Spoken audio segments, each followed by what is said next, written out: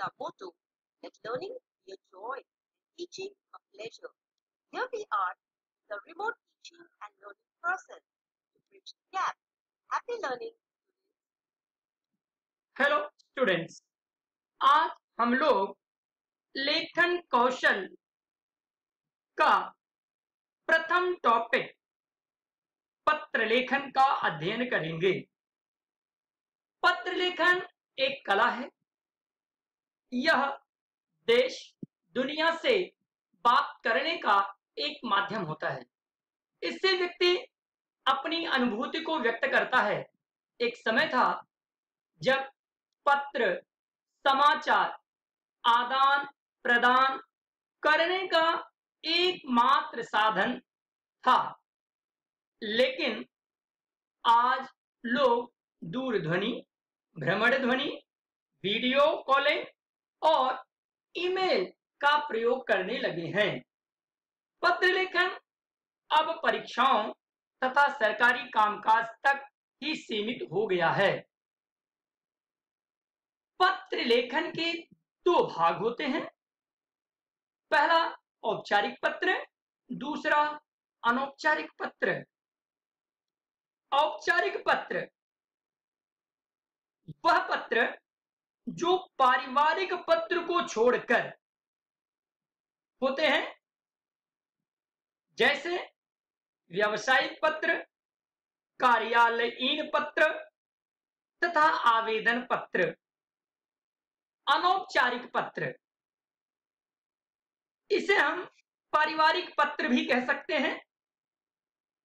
इसमें भाई बहन, माता पिता, चाचा चाची, मामा मामी, नाना नानी, दादा दादी, मित्र, पड़ोसी, सगे संबंधी आदि को पत्र लिखे जाते हैं। तो छात्रों, आइए आज हम लोग औपचारिक पत्र का प्रारूप किस तरह से होता है उसके बारे में अध्ययन करेंगे। पत्र लिखते समय औपचारिक पत्र, जैसा कि हम लोगों ने पहले पढ़ा कि औपचारिक पत्र जो होता है ये पारिवारिक पत्र से हट करके होता है। यह पारिवारिक सगे संबंधियों से संबंधित नहीं होता है। तो सबसे पहले पत्र लिखते समय हम लिखेंगे दिनांक। जो भी तारीख होगी वह तारीख लिखेंगे। तारीख लिखने के बाद हम लोग लिखेंगे प्रति या सेवा में। प्रति लिखने के बाद पत्र पाने वाले का पद और पता लिखना चाहिए। प्रति और सेवा में लिखने के बाद हम जिसे पत्र लिख रहे हैं उसका पता और उसका पद लिखेंगे। फिर इसके बाद विषय और संदर्भ लिखेंगे। पत्र लिखने का हेतु एक दो पंक्ति में स्पष्ट करना चाहिए। जब हम जो भी पत्र लिख रहे हैं, जो हमारा विषय होगा उसे एक दो पंक्ति में हम लिखेंगे। महोदय महोदया,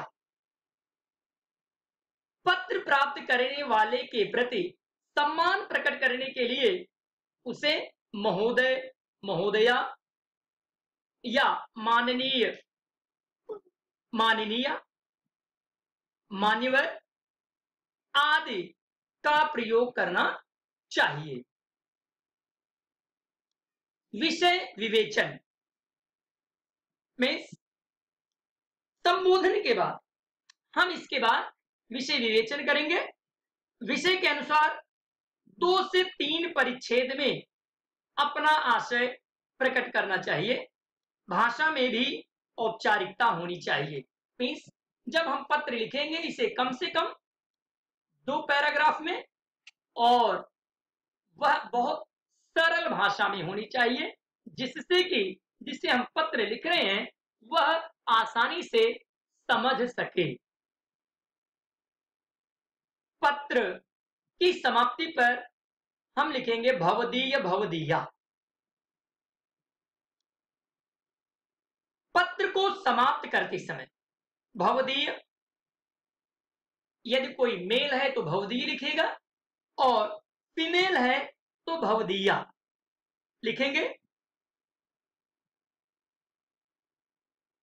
हस्ताक्षर, जो पत्र भेजने वाला है वह अपना हस्ताक्षर करेगा, उसके नीचे अपना नाम लिखेगा और पूरा पता लिखेगा। पता लिखने के बाद अंत में अपना ईमेल आईडी बनाएगा, मतलब जो भी उसका ईमेल आईडी है उसे लिखेगा। जैसे यहां पर उदाहरण के तौर पर मैंने बताया है abc@xyz.com। यहां पर हम कुछ भी अपने अनुसार लिख सकते हैं।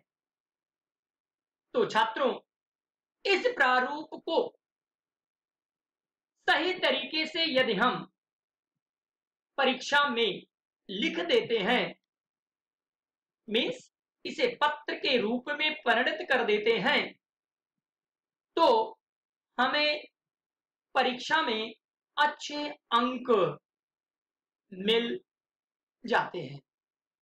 तो पत्र लिखने के पहले ये प्रारूप हमें याद रखना चाहिए, जिससे कि किसी प्रकार की त्रुटि न हो। धन्यवाद छात्रों। दूसरी वीडियो में हम लोग पत्र किस तरह से लिखा जाता है इसे सीखेंगे। तो धन्यवाद छात्रों।